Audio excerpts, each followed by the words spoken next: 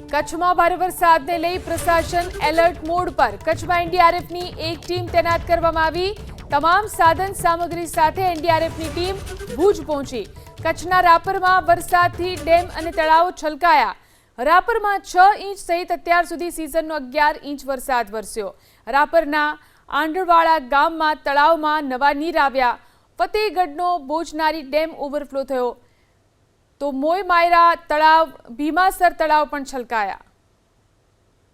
હવામાન વિભાગ દ્વારા આગાહી જે જિલ્લામાં કરવામાં આવી છે તેને લઈને વહીવટી તંત્ર જે છે તે સજ્જ જોવા મળી રહ્યું છે।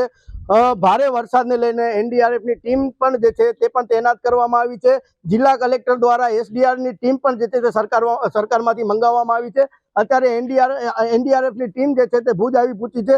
સીધા તસવીરોમાં જોઈ શકાય છે એકદમ પોતાના ઇક્વિપમેન્ટ લઈને એનડીઆરએફની ટીમ જે છે તે ભુજ પહોંચી છે। તેમના અધિકારી સાથે વાત કરવાનો प्रयास करीશું।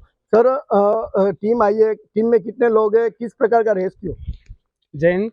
मैं इंस्पेक्टर एस पारिक, छठी वाहिनी राष्ट्रीय आपदा मोचन की एक टीम के तैनात साथ यहाँ पर तैनात हूँ। श्री सुरेंद्र सिंह, कमांडेंट छठी वाहिनी राष्ट्रीय आपदा मोचन बल तथा जिला प्रशासन की डिमांड पर ये टीम 21 जून से ही तैनात है यहाँ पर और हर स्थिति से संभलने है उसका सामना करने के लिए तैयार है।